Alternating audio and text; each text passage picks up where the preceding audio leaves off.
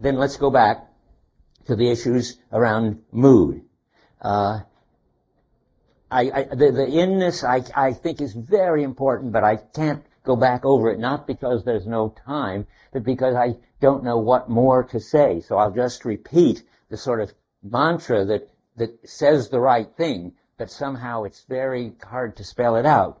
That is, each person has their own disclosing power, but the world they disclose is the same world you disclose. The world I disclose is the same world you disclose, although I disclose it from here, and you disclose it from yonder, and, I see you, you see me. I disclose it with my for the sake ofs, you disclose it with your for the sake ofs.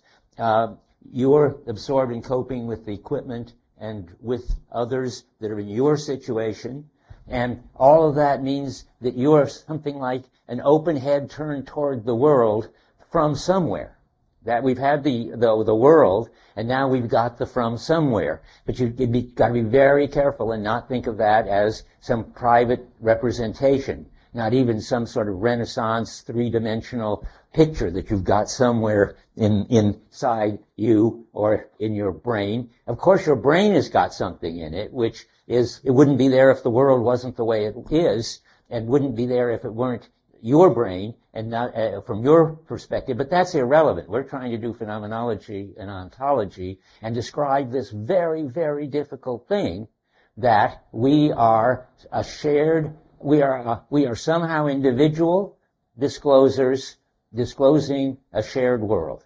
And Descartes went way overboard in the direction of the individualness of the individual disclosers, thinking that each of them had their own world, their own private stream of experiences, their own, quote, internal representations, and that's clearly wrong. Heidegger purposely, I think, goes way overboard on the side of world and doesn't even mention this sort of big deal problem that we all seem to have our own experiences, our own moods, our own for the sake ofs. When he's talking about worldhood, he doesn't have to, and he's bending you over backwards to put you in an anti-Cartesian frame of mind, but now he's got to put it all together.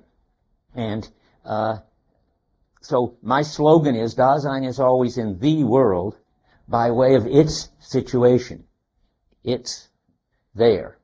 But the traditional view is so strong. I didn't mention last time, though I already had it in mind, that to try to give you an example of how pervasive this Cartesianism is. It isn't just people in artificial intelligence or Cartesian philosophers. My favorite example is Sesame Street. Sesame Street is so proper. Sesame Street doesn't want to bring in any assumptions that are somehow tied up with anybody's position or class or race or anything else. They just want to describe in the simplest down-to-earth way what the world is like. So you'd think they might be sort of Heideggerians. But if any of you who remember your times watching Sesame Street, you have help somebody. Thanks.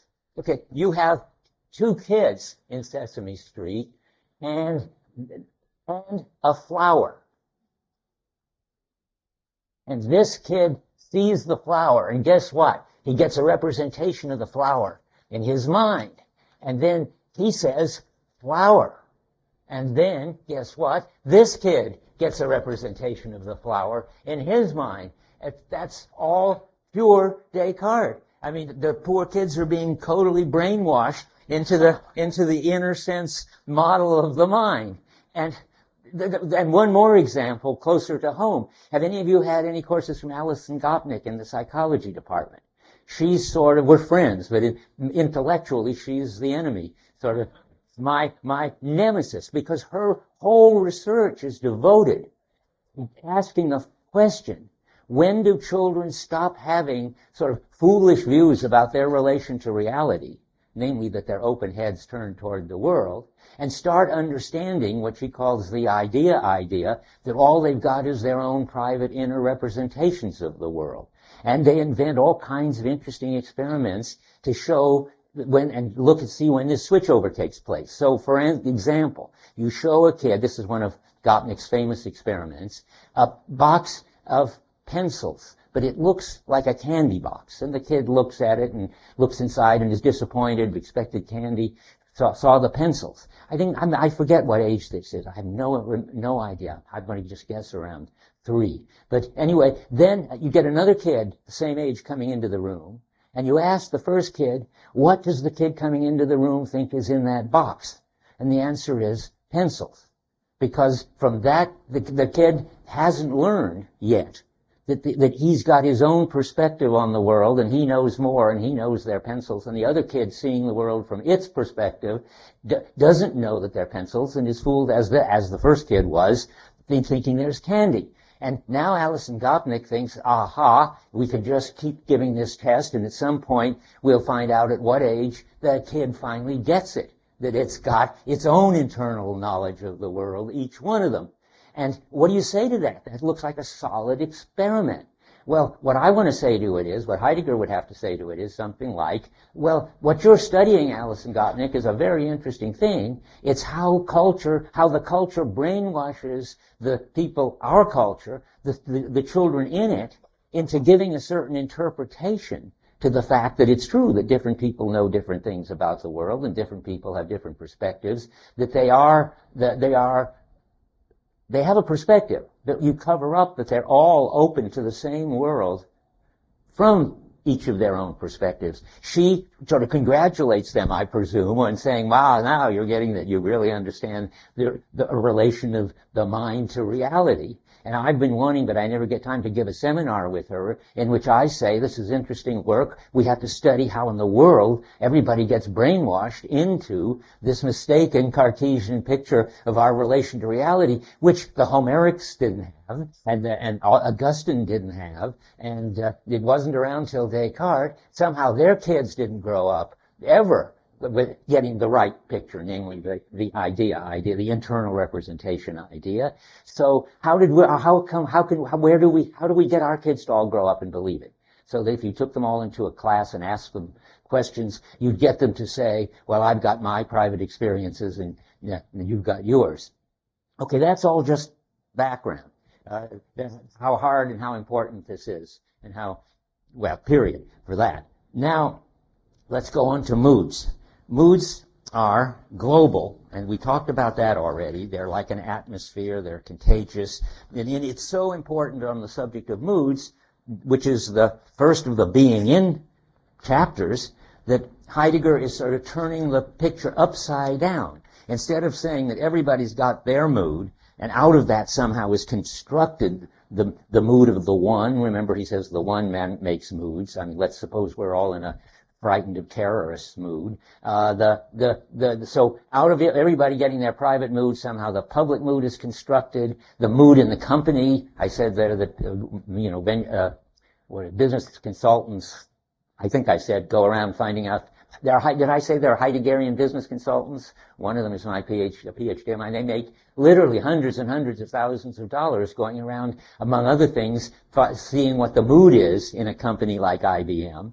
And when IBM was disgruntled and depressed because they missed it with the PC, then they have to try to change the mood and give them an upbeat mood. And maybe in trouble now, but think of the challenge kind of mood. And so they're literally Heideggerian business consultants. And this guy, who's now a senator in Chile, maybe a candidate for president of Chile, wrote his thesis on Heidegger and passed through this business consulting stage, and still has her spin-off people who give sort of Heideggerian business consulting courses. But why did I get off onto that? Because the global, there's the global mood of the one, there's the mood of the whole culture, there's the pervasive mood in a party. We talked about that. And all these moods sort of inside each other are atmospheres in which the whole comes first. That's the ontological claim. And people get taken over in it. I had this argument yesterday with a bunch of mostly graduate students. I guess they were from all over, but mostly new media people who were trying to tell me that of course it's got to be in each individual, the mood. Where else could it be? And then they construct this sharedness, but that's something called an atmosphere. It's just just can be reduced to, that's the crucial thing, the sum of these individual moods. And the answers, I think, from Heidegger's point of view, ought to be not like that. An atmosphere is like a tornado, in which you can't reduce what's going on with the tornado to the activity of all the individual drops. They don't, so to speak, first come around and then add up to a tornado. They get sort of pulled into it and governed by this whole phenomenon of the tornado, in which the drops are doing what they have to do, so to speak, to fill their part in being part of the tornado. But it's top down. The whole is determining, at the party, the atmosphere, if it's a gloomy party, is determining everybody's gloominess. But it's not as if everybody sort of individually came in with their own gloominess and then stuck it all together to give the atmosphere of the party. Another way to say it when Heidegger talks about it is that some mood is always already there. And then you can change it to some other mood, which will then be always already there. But you never come in as an individual from outside with your own inner story and add it up. Go ahead. Also a sense of where you can definitely change the wheel part rather than breaking something. That's right, and it's interesting you should bring that up, because Curtis, wherever he is, brought up the fact that Heidegger also says that you are, in effect, you should try to change the mood. Maybe you can and maybe you can't, because it has this global quality, and it settles in. The more gloomy it gets, the more and more gloomy it gets. But he doesn't say you can't change it. Let me see if I can find it. At the bottom, in the middle of 183, I think. No,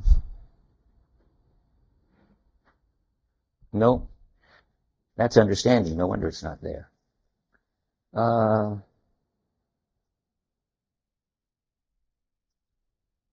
It's in the middle of the right-hand side of the page, very middle. It says, in effect, the Dasein is obliged to get control of its moods as much as possible.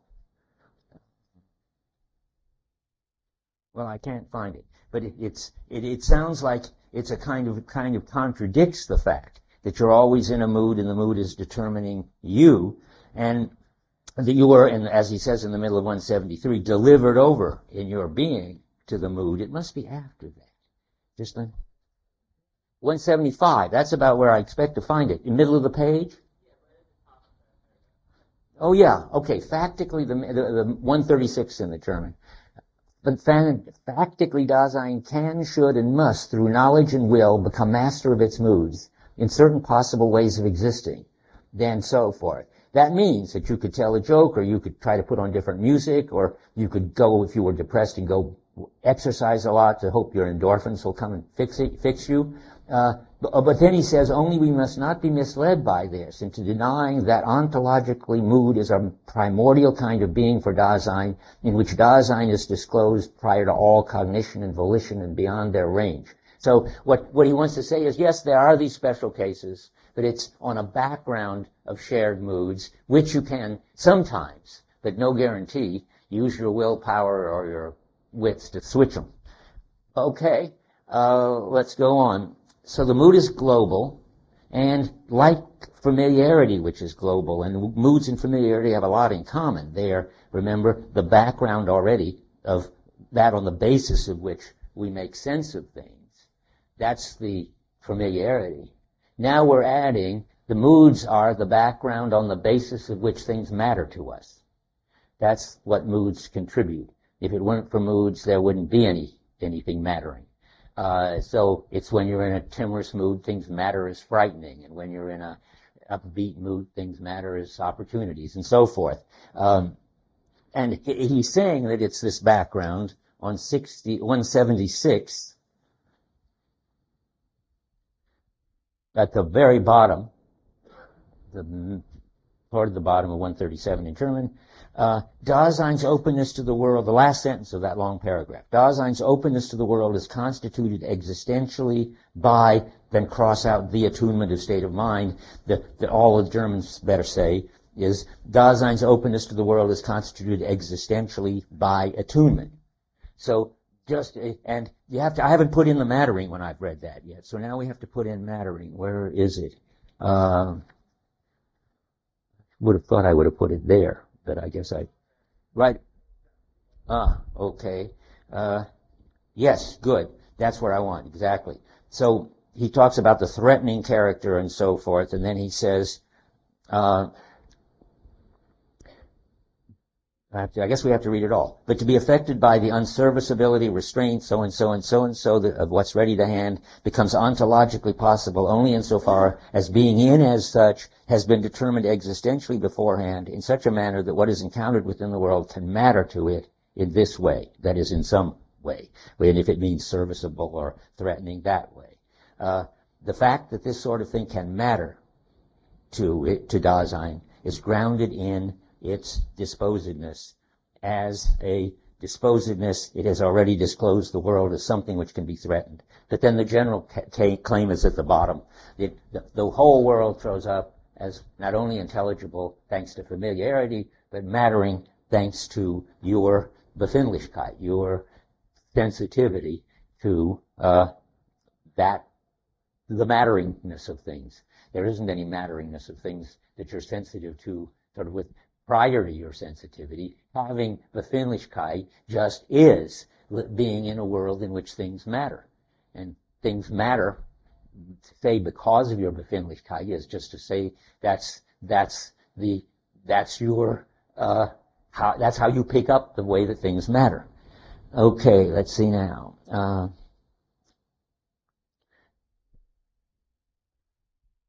And now we have this problem, which I think somebody already brought up last time, and I said at the very end in a hurry how I would think Heidegger would deal with it. But now we have to go back and worry about it. But there's all this business of, well, if I have my mood and you have your mood, and the world is looking gray to me and rosy to you, how can that be? I mean, is the world then really rosy, or was it really gray? And you want to say, well, it can't be both really rosy all over and gray all over. That's a contradiction. So it must be in you that it must be neutral, the world. And it's something you project on it, that it's rosy or gray. And that's what gets you into this view. Starts with Galileo, who is the first to start saying that there's this neutral world out there that has no characteristics of a feeling sort. So his example is the tickle is not in the straw, and the warmth is not in the room, I think, or something. I wrote down what he said, but I don't. Oh yeah, the tickle is not in the straw, the odor is not in the rose, and that's meant to say it's you who project this odor on the rose or this tickle on the straw. The world is neutral. And now we can see why it could be rosy to you and gray to me, because it isn't any color, and each of us can see it as if through some colored glasses, which gives us our personal, private, inner experience. So let me see now where I am.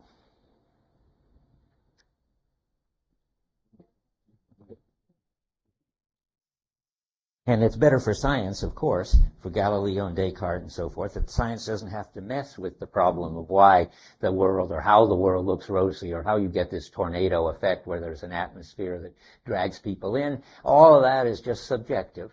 That's the word, the general word for it. And it's only when it seems to be something objective that it seems something weird that you can't make any sense of. If you just stick to the phenomena, it's neither subjective nor objective nor weird. It's just what it is. There's one of the things Dasein has is this existential structure, that it lives in a world where there is this total atmosphere of mattering always already in place by the time any person comes around, and also changes with where you go. And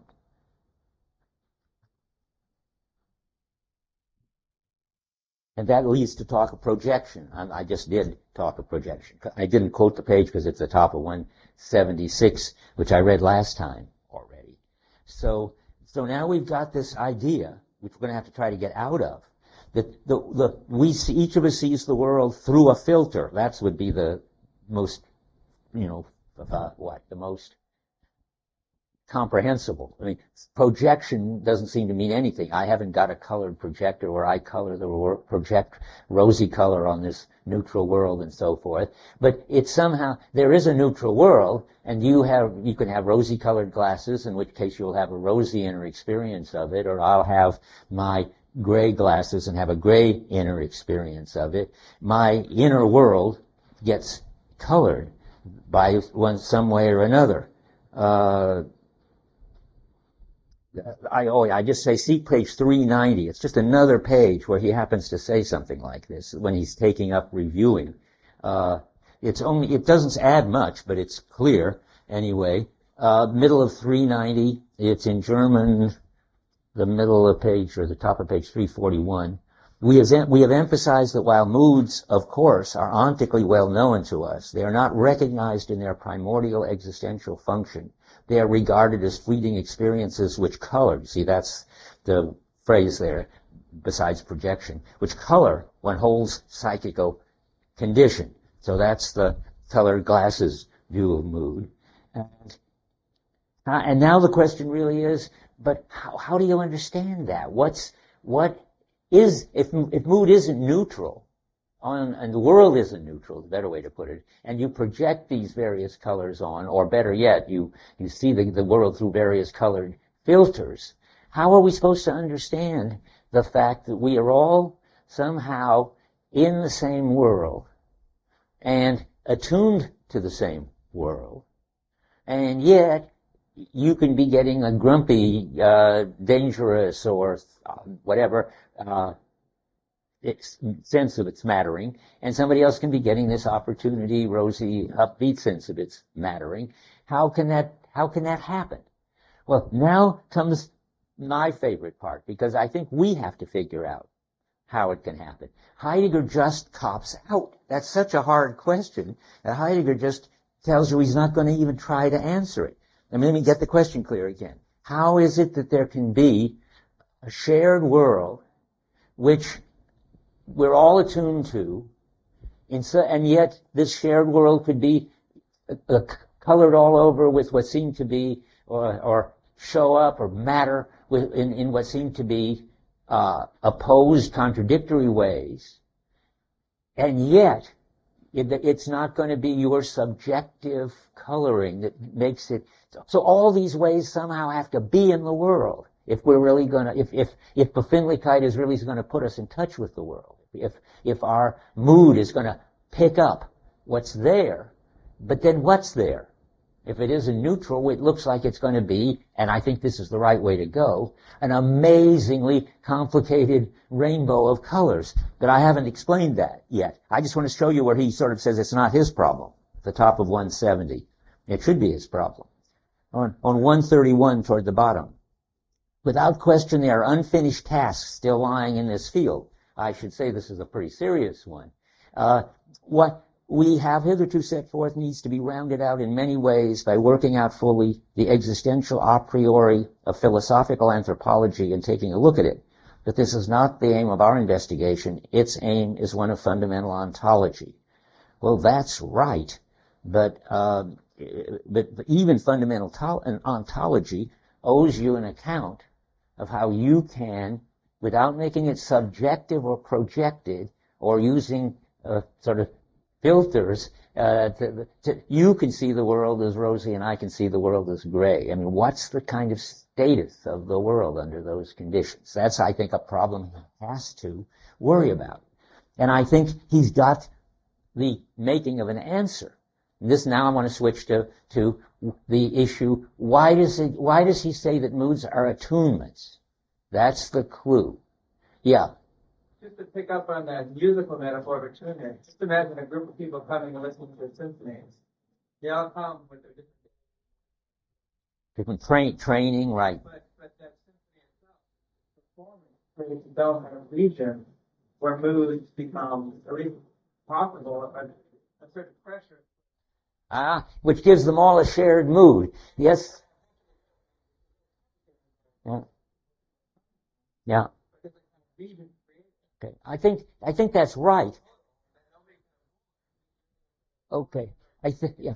Okay, but I thought you were going to go in the direction I want to go, which I'm not opposing what you say, but I want to add a problem within it, But could you, without being insane, sit in the audience where one person is enjoying this performance and thinks that it's just so happy and upbeat and well done, and another person is sitting there listening and thinking, boy, is this a downer, I wish I were home watching TV or something. We still need to explain how it is that you can have such different reactions to the current mood, without, it always seems easy. Why not? It's just subjective, but you got to resist that. How can you claim that moods tune you in on what is out there and is the case, and yet they tune you in on opposed things? Well, here's my story. Well, you're going to have a story. Tell me. That's good. Like the world is pretty great, but my body is feeling a healthier state, but I can balance stuff like that. When my body's supposed to be healthy, everything else seems to be. Okay. Wait, stop talking. You're one lecture page ahead of me. I mean, just remember what you're saying. What you're saying is something like, well, it's a kind of breakdown case. Everybody else is enjoying the symphony, but I've got there's something wrong with me, and therefore I'm not sharing that. Heidegger has something to say about that in a minute. But you can have an audience of normal people, and they're not sick, and they've all sensitive and so forth. Well, attunement. Let's talk about attunement. Attunement means moods, and let's just look at the place where he introduces attunement, because it's going to turn out to be very interesting and important, I think. So look for on 170. No, not 170. 172. Where? Well, I mean, it's right at the beginning, bang at the very start. So ontologically, we're talking about disposedness is ontically the most familiar and everyday sort of thing, our mood, our being attuned. And then the footnote says, being attuned is musical. That's why I thought Dave was on a track. He's on a track, but it's not this track, I think. What it means then to be attuned is to resonate, in effect, to some particular note. I mean, so tuning forks are attuned, and piano strings in a crowd can pick up a certain pitch because they vibrate to that pitch. Now, if you push that a little, it looks like our relation to the mood in the room, which is an attunement, is that we can be attuned to different aspects of this mood. That is, it can be, I'm trying to, I want to blurt this out.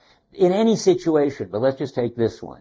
There is plenty of nice things to be attuned to. People sitting there paying attention, not going to sleep or walking out and so forth, and to feel good about. And in the same situation, there's a lot to be disgruntled about. All those empty seats, half the room, people out and listening on their iPods, or maybe worse, not listening at all. I could be in a very unhappy mood about that. So I think what Heidegger thinks is that normally you resonate to some aspect of the situation.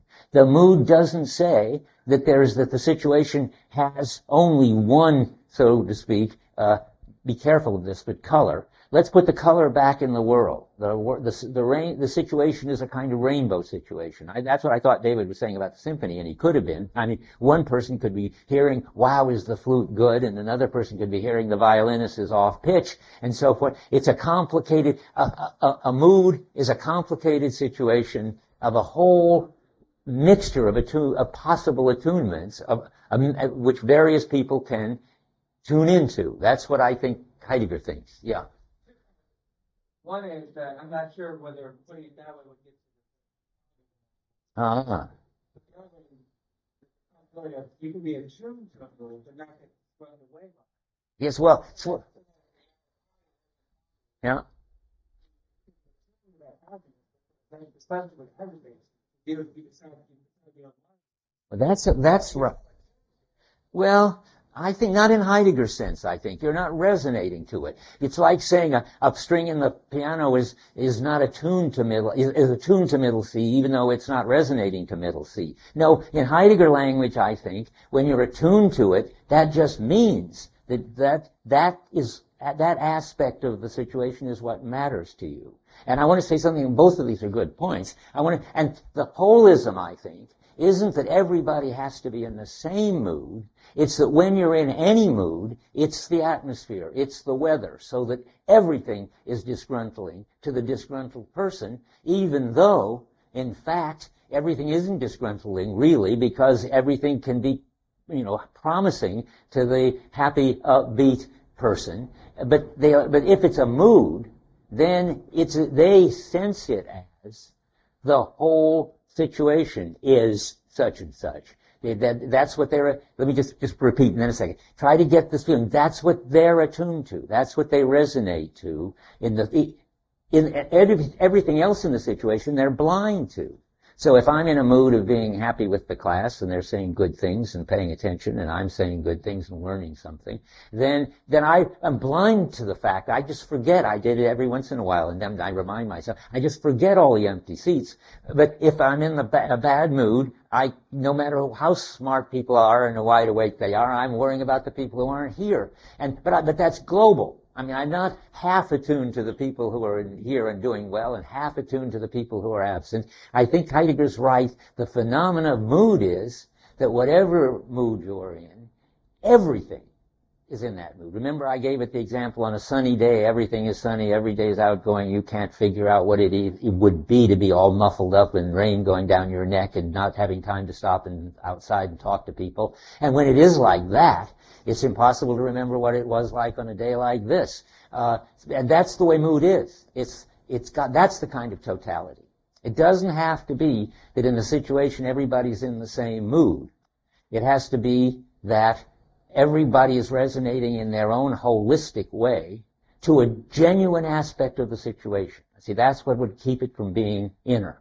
It's not a private experience. It's not something I could sort of have on my own. It's a total experience of the situation. And it really is, except when something's wrong, like we'll get to, his case, if it doesn't break down, it's really picking up some aspect of the situation and it's making it total. So you pick up on the opportunities in the situation, and then if you're in the upbeat mood, and you pick up in the annoying thing in the situation if you're in the annoyed mood, and they are both really there. That's what I want to keep repeating. The situation really is that.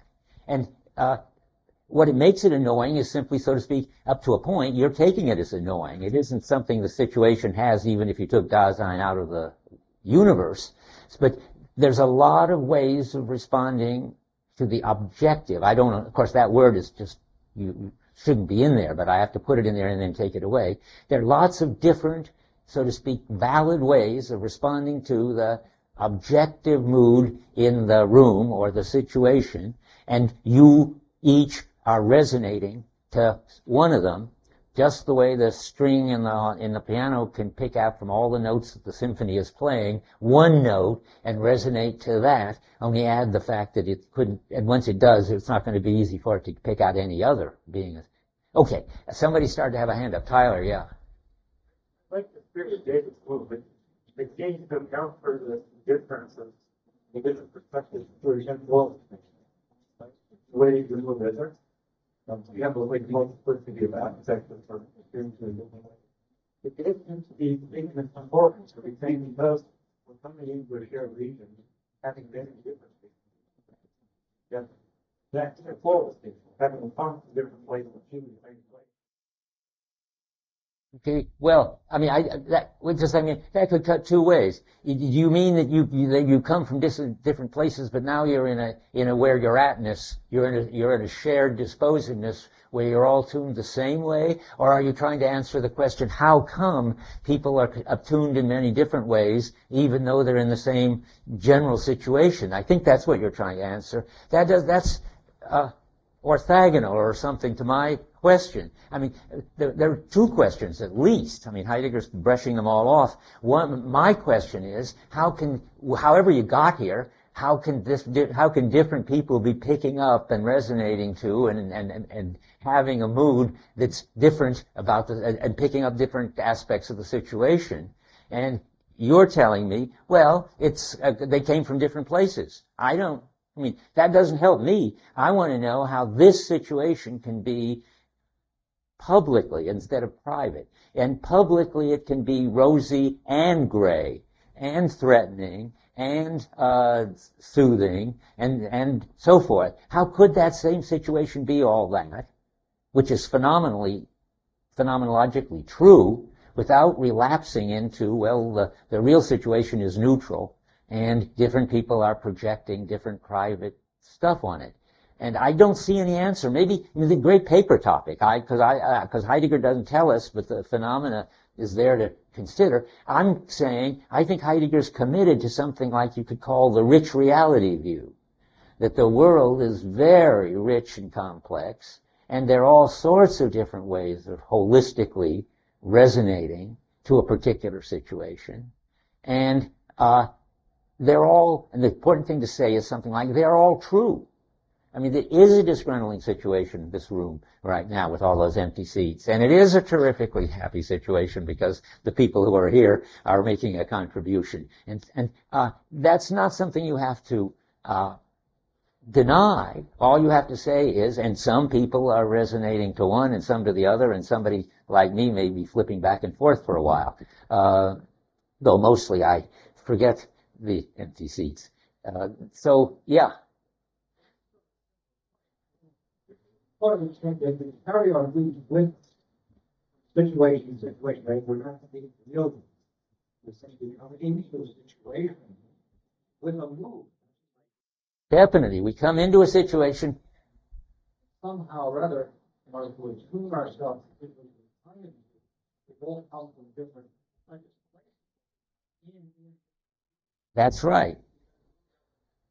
That's right. Right. That's right. And so what?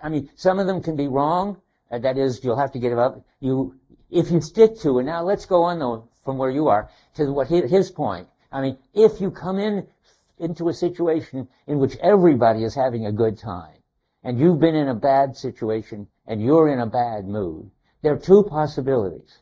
You're attuned to the really bad aspects of the situation, and there usually really are. Maybe people have been drinking too much, or maybe it's the past time for them to be home in bed, or who knows what. But you could be attuned all by yourself to a realistic, disgruntling aspect, resonate to that aspect of the situation.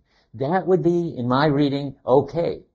Parties are rich realities, and there's always good things and bad things going on at parties. Wait a second. But you could, and this is where I'm taking up from you and from him, really be some kind of psychopathology, that no matter what goes on in the party, no matter the fact that you came from this other mood, you're just stuck in it, and you bring it to every party you go to. Remember, Heidegger's example is there are some people who just bring in bad moods all the time. It's bad to refer to Heidegger's example because I don't think Heidegger means that as a breakdown, but I mean it as a breakdown.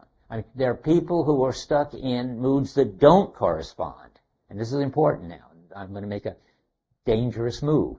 They're in a mood which doesn't correspond, doesn't resonate to, doesn't pick up any aspect of the current situation. Then, because they're just angry, and there's nothing to be angry about, and they're angry in every situation, it must be inner. It must be subjective. It's just their private anger. And oddly enough, I hope you're following me, I want to say right. And Heidegger would say yes. And why is that a typical Heidegger move? Because he's always got to explain the kind of Cartesian intuition. He's going to say always that the Cartesian intuition is a breakdown, but it really can happen. It can really happen where your mood gets to be subjective and private and out of sync with anything that anybody else is resonating to. Now, have I said something that? Oh wait, no, I said to him, that I would put him on hold. You sure? You're okay? Okay. For the situation not a fair one, why does Heidegger make it possessive by saying in every case it's there? What's why there something that only by that particular thought? How? Why does he say it's the there? I'm not sure I get your question, but I can give an interesting answer anyway to some question. I mean, remember that there are two meanings to the there. And we've talked about that last time. So if the there means that it's where you are, so there I am in the front of the room and there you are in the back of the room, that's one thing. And the mood is going to tell you that, it's going to reveal your perspective on it, you're resonating. And there's the there we were at the lecture. And the mood's going to reveal that too. That's the sense of the whole, what's the mood in the room? And you got your own slant on the mood in the room, which is this very rich mixture of stuff out of which you resonate to something, some part of it. Are you happy with the breakdown story that I've taken it over? Well, let me situate it, and then you'll see if you're happy with it. Because I jumped ahead, pushed by, whoa, the fact that we got 5 minutes, so let me jump really ahead. So, yeah, I've done all that. Yes, perfect. So we need to account for the Cartesian sense that moods are private and inner. Because I think Heidegger's absolutely right. He will just sound crazy because people will tell you that they were once at a party in which everybody was happy and there was every reason to be happy, and they were just sitting there as angry, and nothing had happened should make them angry, that they were still in some other situation. They're just sick. They better go to a therapist. That's okay. That's a breakdown. And it's just like the other mind's breakdown. That's what you should see. When it comes to the Cartesian question, how come there's a problem of other minds if we're all intercorporeally picking up on each other's mental states openly, because being with is a very basic way we are with other people? Remember, Heidegger's answer is on 161, and that people hide what they're thinking and have secret motives and so forth. If you, for instance, at the bottom, no, not the bottom, 161, well, he wants to say, how do we explain, at the bottom of 161, explain the theoretical problem of understanding the psychic life of others? Why should there even be such a problem? And it turns out that people make problems for each other. They have at the bottom of 162 unsociable modes of being with. They're sort of hiding things from each other. It doesn't matter how you spell it out. And now we've got the parallel thing well, let me see. Yeah, okay, I want to get to the punchline. So he does the parallel thing with mood. He says, or he doesn't. He could. I'm constructing him.